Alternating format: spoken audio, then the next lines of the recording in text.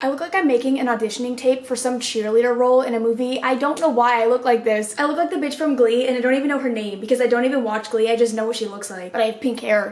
Hey y'all. Oh my god, I didn't say hey y'all in my video from, oh fuck. And I said hey y'all in my video from Saturday or Friday. Also, sorry that it's so dark. It's so gloomy. I'm so hyper right now and I don't know why. This is like the worst video to be hyper in because I have another scary story for you guys. It's actually not a new scary story. I have the continuation of last week's story. You guys were more pissed than usual that I left you on a cliffhanger. I don't know if I did something recently to offend y'all, but everybody was attacking my ass. They're like, why? Why do you have to do this to us? Maybe you guys are just really in love with Tia because you were mad at me, but I get that. I have my water today and I'm ready to go.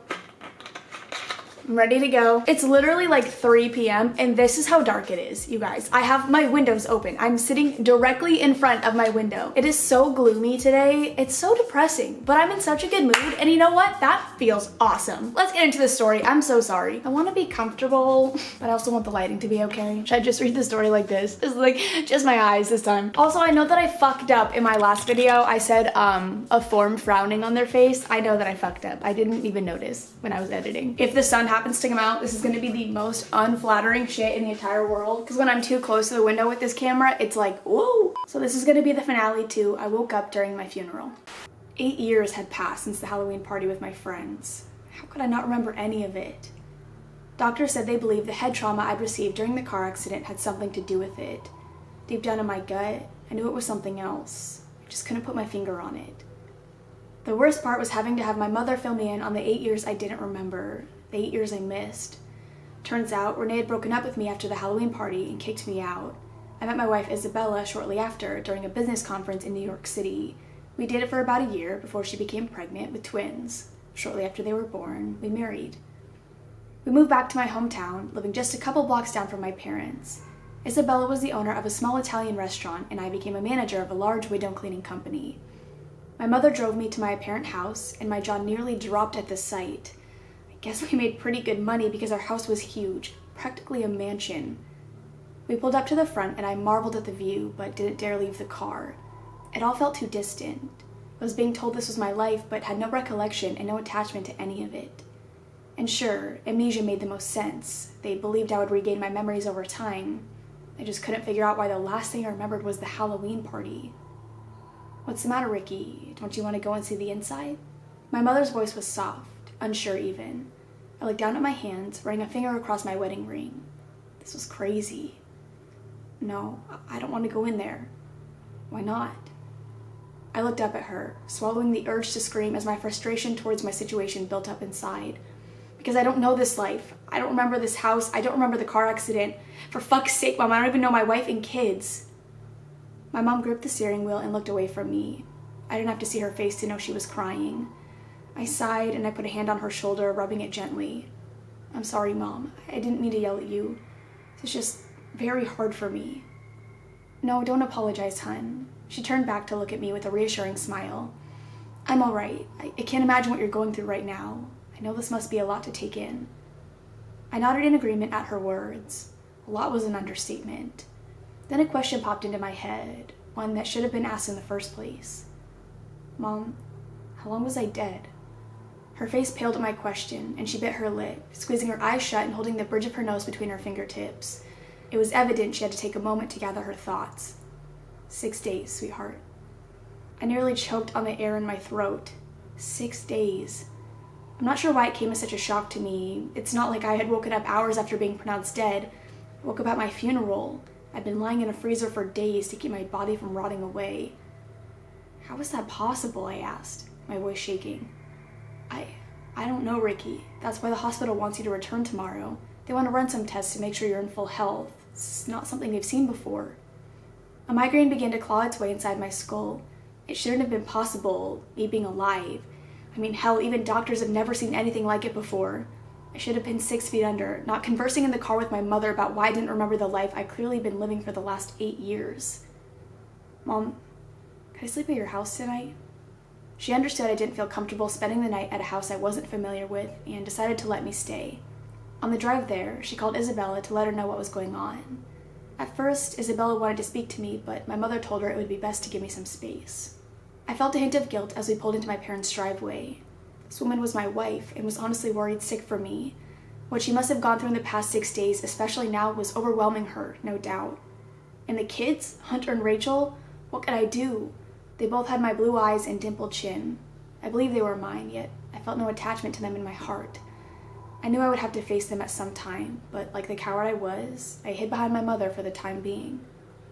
We entered through the side door, and I immediately felt at peace. This house was my childhood, and not a single piece of furniture or knickknack was out of place. The same old rustic-looking rug was laid out along the dining room floor. The lime green countertops I hated yet loved so much still made the kitchen look like it was out of a home decor magazine from the 60s. And my dad's navy blue leather chair sat right next to the fireplace, facing the picture window that overlooked the backyard. My dad. "Hey, Mom," I called out to my mother, who was busy switching a load of laundry as I walked around the house. "Yeah, hun? Where's Dad?" I was met with silence. The air became thick as my mother made her way down the hallway and towards me. She stopped a few feet away from me, next to my dad's chair, as she ran her hand across the top of it. A sad smile on her face. She couldn't look at me as she spoke her next sentence. "Ricky, your father passed away 3 years ago." I fell to my knees, crying in full-on hysterics at the loss of my father. He raised me. He was my best friend, and I couldn't even remember his death. I was a failure as a man, as a husband, as a father, and now even a son. "Shh, baby, it's all right. Come here, it's okay." My mother hummed in my ear as she took me into her arms. There's something wrong with me, Mom," I stuttered, choking back another sob. "There's nothing wrong with you, Ricky. You can't help the way you're feeling. It's all so much for you right now, but you have to know your father loved you very much.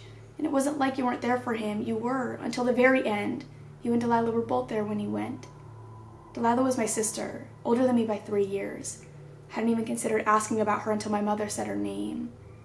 As if reading my thoughts, my mother continued. "Your sister lives in California now and works for a record label. She's supposed to fly in tomorrow since she couldn't make it today, and she'll be staying until the end of August. She wanted to be here for when we were going to spread your ashes." I stopped crying at the mention of my ashes, suddenly becoming lightheaded. They were going to cremate me after my funeral. If I hadn't woken up when I did, my end would have been by a human oven. It was clear I was at my breaking point then. I couldn't remember 8 years of my life. I had a wife and 2 children that I didn't even know. The woman I was still in love with was far away now, and my father was dead. I pulled away from my mom and slowly stood up, having to balance myself a little. I wiped away my tear-stained cheeks before helping my mother up to her feet and giving her a small smile. She was worried for me. I was worried for me too. We both needed a good night's rest. "I think I'm going to head upstairs and settle in for the night," I said, giving her a kiss on the cheek and a quick hug. "All right, honey, that's a good idea. I think I'm going to do the same. I have to be up at 9 so I can go to the airport to pick up your sister." "I can come with you," I offered. 8 years had apparently passed since I remembered having seen my sister, and I was wondering how much she changed. "Ricky, I'm not so sure that's a good idea. I didn't have time to call her and explain that you woke up. I believe it best if I were to go alone and explain it to her on the car ride. Give her some time, as much as possible, to process everything." My mother was right. Well, she always was. Showing up to surprise my sister with her younger brother who was supposed to be dead would undoubtedly cause some type of scene, and I didn't want to traumatize her. What about Isabella? Couldn't she have called Delilah? I immediately regretted saying it as soon as the words left my mouth. I sounded like a selfish asshole. My wife is still in the process of mourning over my death, only to now have to process my return from the dead, and also that I didn't remember her or our children. She needs just as much rest and time that you do, Ricky. And with that, my mother headed upstairs for bed. I laid in my bed for hours that night, tossing and turning, trying to shut off my mind. I felt so alone in my predicament. I kept having to remind myself that I wasn't the only one affected by my amnesia. I couldn't imagine how I could have gotten through the day without my mother. I now needed to focus on the day to come. I had to see Delilah and hope a breakdown wouldn't follow. I also had to face Isabella and the doctors who were trying to help me. Life had a funny way of screwing me over. Holy fucking shit, this is real. Delilah was currently going back and forth between poking my chest and pinching my cheeks. Her strawberry blonde hair was pulled up into a messy bun. She was wearing a dark red sundress that cut off above her knees, showing off her tanned and toned legs. Besides the smile lines on her cheeks, she looked the same as last time I saw her. My mother said she took the news fairly well, though it was obvious some shock had set in when I greeted them in the kitchen. "Do you remember anything? Like what it was like being dead? Do they know why you woke up?" Delilah began to ask questions upon questions. Before I could get a word in, my mom had to place a hand on her shoulder, signaling for her to slow down. "He doesn't remember anything, Delilah. Remember I told you about the amnesia? The last thing he remembers is being with Renee. Ugh. Delilah rolled her eyes in disgust at the mention of my ex-girlfriend. I always hated that tramp. Isabella's so much better. Yeah, okay, I said, removing my sister's hand from my face. This reunion is all fun and dandy, but I have to get ready. It's almost 11 and we have to be at the hospital at noon. The three of us piled into my mother's car and headed off to the hospital about 20 minutes later. The whole ride there, my sister and I caught up. She had moved from Maryland to California 6 years ago after landing a position at her dream job. Since then, her life has been filled with celebrities, paparazzi, parties, and Advil. I wasn't surprised. She was never the type to want to settle down. She was always on the go. At the hospital, I got a bunch of blood work done as well as a CT scan and a mental health evaluation. I wouldn't know the results to the blood work for another few weeks, but the CT scan came back perfectly normal and we were out of there by 5. The only thing I took with me was a recommendation to see a psychiatrist until all of my memories returned. If they ever returned, that was. After the hospital, we grabbed a bite to eat at a pizzeria down the road before heading over to Isabella's house. My house. We were supposed to go inside and sit down and talk, but I couldn't bring myself to pass the front porch. My mother and sister tried convincing me to keep walking, with Isabella standing in the doorway. I couldn't will my legs to move. I didn't want to go inside. I didn't want to accept that my life was changing. My life was different than I last remembered it to be. Going inside and getting to know Isabella, Hunter, and Rachel would make it true. I wasn't ready for the truth. I ran out on them that day. I'm ashamed to say it, I truly am. I realize I'm only thinking about myself, but it would be fake for me to just accept what I've been told and pretend to love people I don't have any attachment to. I had to. I still have to figure out things on my own. This all happened in late July. I haven't spoken to Isabella or the kids since then. Honestly, I'm surprised my own mother still talks to me. You'd think she would disown me by now, but she tries to understand where I'm coming from in all of this. Isabella had given her wallet to me so I could access my bank accounts and support myself until I'm stable. I've been living out of a motel since that day. My mother offered to let me stay with her, but I should be alone for a while, especially while I'm trying to fit pieces together myself. After running away, I tried to return to what I knew, Renee. We had decided to meet up over coffee, which was only fitting for how bitter the conversation left me.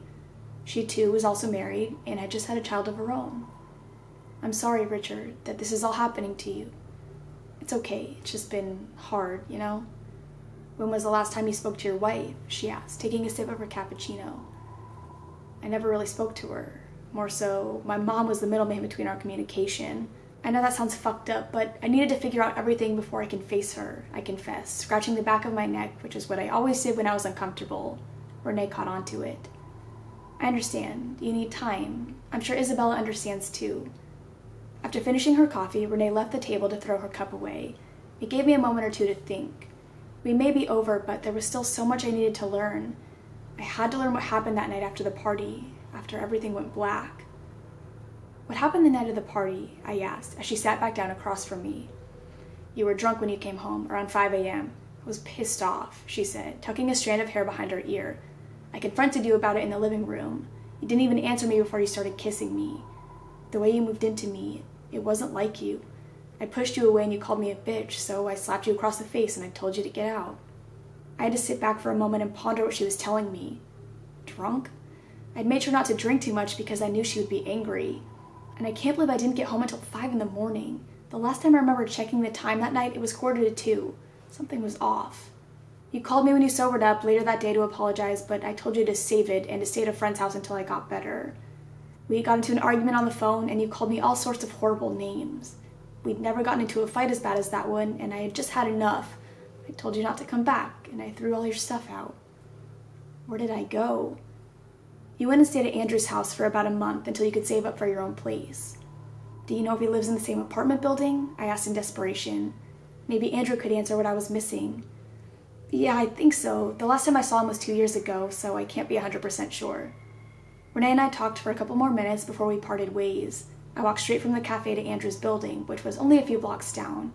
I needed to find out what happened after I blacked out. Andrew's apartment building was just like I remembered it. Small, quiet, and the halls dimly lit, and the gray carpeting making it feel like a nursing home. I used the stairs to reach the 3rd floor, rounding the corner before I came face to face with his apartment door. I knocked several times. If luck was on my side, he would answer. Who is it? I heard a female voice call from inside. Does Andrew live here? I responded, my shoulders sagging as my hope faded a bit from the fact that a female answered. I heard the sound of some locks before the door opened, revealing a petite female with short red hair and a green bathrobe. Yeah, he lives here. Do you want me to get him?" she asked with a New Jersey accent. "Yes, please." She smiled before whipping around and shouting, "Andrew, you got a guy here for you." A couple seconds went by before Andrew came to stand behind the small woman. Surprisingly, he looked exactly the same from when I last saw him, except his beard was fully grown in and not just scruff around his neck. When he saw me, his eyes widened and he became stiff. "Richard, what are you doing here?" Andrew kissed the woman on the cheek, who I'm assuming is his girlfriend, before stepping out into the hall next to me and shutting the door behind him. What do you mean? I came to see you," I said, not quite understanding why he was reacting the way he was. "Yeah, I mean, I wasn't dead, but word in our small town traveled fast, and I was a bit surprised to think he may not have gotten the news I was still alive."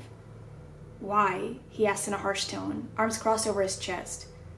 "Are we not on good terms or something?" "You mean you don't remember?" "Remember what?" I didn't understand what he was talking about. He sighed before nodding his head in understandment, lowering his arms so his stance wasn't so defensive. "Right, I forgot.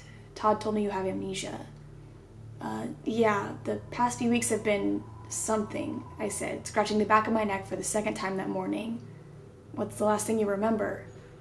"The Halloween party," I confessed, rocking back and forth on my heels. 8 years ago, almost 9 now. I think I passed out or something during it. I don't know. The last thing I remember is playing with the board." Andrew sighed again before turning and opening his door back up, motioning for me to follow. We spent hours talking. I learned his girlfriend's name was Gina, and that him and Todd were still pretty close. Ryan moved away a few years ago to Washington for his job. "What about Paul? How's he doing?" Andrew got quiet after my question, looking down at his hands as if a war was going on in his mind. "Paul," he whispered. "Paul killed himself a week after the Halloween party." "What?" I stammered, setting down the glass of water that Gina had just given me. "That night changed him, Rick. It changed all of us." "What happened that night? I need to know," I practically pleaded, locking eyes with him. "You said you remember us playing with the board. Do you remember when the planchette stopped moving?" he asked, and I nodded in return. "Well, after that, Ryan noticed you were looking a little funny. Your face was white as a sheet, and your arm muscles were completely flexed, as if you were fighting against something we couldn't see. He asked if you were okay, but you didn't respond, and you completely passed out. We tried waking you up for about 15 minutes. Finally, Todd splashed some cold water on you and you sat straight up, grabbing onto Paul's arm. He began yelling at you to let go because you were hurting him, and when he finally did, there were a bunch of bruises already forming on his arm. I asked what the hell was wrong with you, but you didn't answer us. You only stared at Paul with so much hatred. I've never seen you look at anybody that way, ever." Ryan pushed on your shoulder, repeating the question, and it was like you snapped out of it and you were totally fine. You said you were sorry, and then you asked us to put the board away. "What happened after that?" I asked. "You took a bunch of shots with Todd and got absolutely hammered. Paul ended up giving you a ride home. There was no way you could drive. You said you and him got into an argument after your girlfriend kicked you out, but he let you spend the night at his house. You said you were acting strange the next day, asking really weird questions." "What questions?" "Questions like asking what your last name was and when your birthday was, if you had any siblings, what you did for a living. Really simple stuff that you should have known, even if you had just spent the previous night getting shit-faced." Andrew was right. Those were really strange questions for somebody to ask about their own life, especially since they're so easy. I'd never gotten so drunk that I didn't even know my own birthday. Renee said that I ended up staying with you for a month after we broke up. Did I do anything strange while living here? "Well, yeah, actually. You always locked your bedroom door, even if you weren't home, and you made it a point to make sure I knew not to touch any of your belongings, not even if your toothbrush fell on the floor. If I picked it up, you would flip." None of it made sense. What he was saying didn't sound anything like me. I was always pretty laid back. I was never a super private person. What changed? "Okay, so what happened with Paul?" "After he told us all of what happened between you and Renee, and that you were going to need a place to stay until you got your own, he helped you move your stuff into my apartment, and then he left without a word. We never heard from him again. His mother called us the next weekend to say she found him hanging in his closet. None of us knew he was depressed. He didn't even show any signs. After Paul died and you got your own place, we always invited you to get drinks and stuff, but you were busy every time. Eventually we stopped trying because you stopped returning our calls. Dude, you didn't even go to Paul's funeral. It was fucked up. I didn't go to Paul's funeral. Renee was remarried. I didn't have any friends anymore. What happened to who I used to be? Was it my fault that Paul killed himself? What argument did we get into? I left Andrews that day with more questions than answers. I fear I may never stop having questions. The smartest thing I did since I woke up was listen to the advice from the hospital and find myself a psychiatrist, Dr. Gilman. We began our sessions last week. I'm even supposed to go to him today. It's comforting to talk to somebody for an hour who doesn't put their 2 cents in until you ask for it, even if it's an educated 2 cents. When I told him the story, start to finish, he agreed with the doctors and believes I'm just suffering from amnesia, though he isn't sure if I'll get my memories back. Though, now that I've typed all of this out to you, for the past 3 or 4 days, I know I won't be getting any memories back. Call me psychotic, I don't care, but I don't believe they were my memories. I think I got possessed that night by the spirit, Lucas. I believe he was living my life for the past 8 years. What I woke up to was his life, his job, his house, his wife, his kids. I was simply the vessel in a coma. I was only freed because his spirit was forced to leave the vessel because it was too damaged. How I survived, I have no clue. However, I'm not going to tell Dr. Gilman this. I know if I do, I'll end up in a ward. So my best option was to write down everything and share it. I'm hoping I can heal from the time I've lost, even if it takes years. I'm hoping I can come to accept Isabella and my kids as my own. It's gonna be one hell of a journey. Wish me luck. There's no fucking way that is the end. Wait, Tia, stop. All your stories stop. That's not the end. I fucking refuse to believe it. Also, are you fucking joking? Shut the fuck up. But I hope you guys enjoyed. I was scrolling down and I was like, I'm getting way too close to the end, and I'm not okay with that ending, so this is gonna end. And then it ended, and now I'm like, what the fuck? You better add more to it. I wanna know exactly what happened. He better find this shit out. I will have all of Tia's information linked down below. I said this in the last video, but I'll have her books down below. If you guys enjoyed this, I really recommend getting it because all of her stories are this amazing. If you guys have any other stories that you want me to read, please send them to me. I'll have my email down below. You can also send them on Twitter or Instagram. But I'm gonna go get some Chick-fil-A because I got really hungry during that, and I was like, damn. It's Tuesday. I can get Chick-fil-A. But I love you guys, and I will see you in the next one. Bye. Also, those kids, that wasn't the first time they came running through. I literally have clips from me reading where they would just like start sprinting down. Like, I don't know why they do that. I don't know why they need to run back and forth 7 million times. It's like they come from outside, run back and forth, and then they just leave again. And I'm like, do you even live here? Like, where are you coming from? I hate them. I was about to go out there and be like, shut the fuck up. I am working. But I didn't because I am nice. See ya.